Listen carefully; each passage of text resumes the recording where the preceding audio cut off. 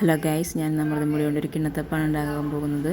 അതിനാദ്യമായി തന്നെ അമൃതം പൊടി, ശർക്കര നീര്, നാളികേരം ചിരകിയത് എന്നിവയാണ് ആവശ്യമായിട്ടുള്ളത്. നാളികേരം ഓൾറെഡി ഇതിപ്പോൾ കരിക്കുമല്ല നാളികേരമില്ലാത്ത അവസ്ഥയാണ്. കാരണം വേറെ ഒന്നും കൊണ്ടല്ല, ഇതിപ്പോൾ കരിക്ക് മേടിച്ചപ്പോൾ ഇത് ഇങ്ങനത്തെ അവസ്ഥയിലാണ് കിട്ടിയത്. അപ്പോൾ അത് കളയാനുള്ള മടി കൊണ്ട് അത് കിണ്ണത്തപ്പാക്കി എടുക്കാമെന്ന് വിചാരിച്ചു. സാധാരണ നാളികേരം തന്നെ മതി നമുക്ക്. അപ്പോൾ ഞാൻ ഇതുള്ളത് കൊണ്ട് തീർക്കുന്നു മാത്രം. ഈ നാളികേരത്തിലേക്ക് ശർക്കര നീര് ചേർത്ത് മിക്സിയിലിട്ട് ആദ്യം തന്നെ അതിനുശേഷം അതിലേക്ക് അമൃതം പൊടി ഇട്ട് കൊടുക്കുക.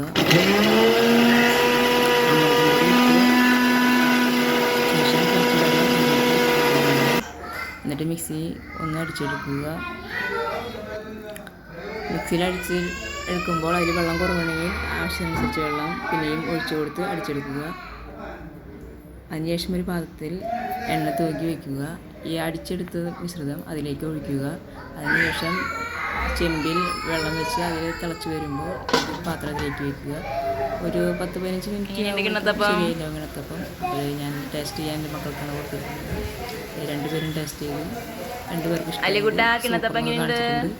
പിള്ള മനസ്സിൽ കള്ളമില്ലാത്തത് കൊണ്ട് ആദ്യം തന്നെ അവരെ കൊണ്ട് അവർക്കൊക്കെ ഇഷ്ടമായി.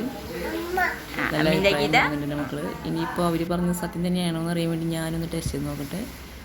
കുഴപ്പമില്ല, ആവശ്യത്തിന് ടേസ്റ്റൊക്കെ ഉണ്ട്. കുട്ടികൾക്ക് 4 മണി പലഹാരമായിട്ട് ഉണ്ടാക്കി കൊടുക്കാൻ പറ്റിയ ഐറ്റമാണ്. എല്ലാവരും ഒന്ന് ട്രൈ ചെയ്ത് നോക്കുക.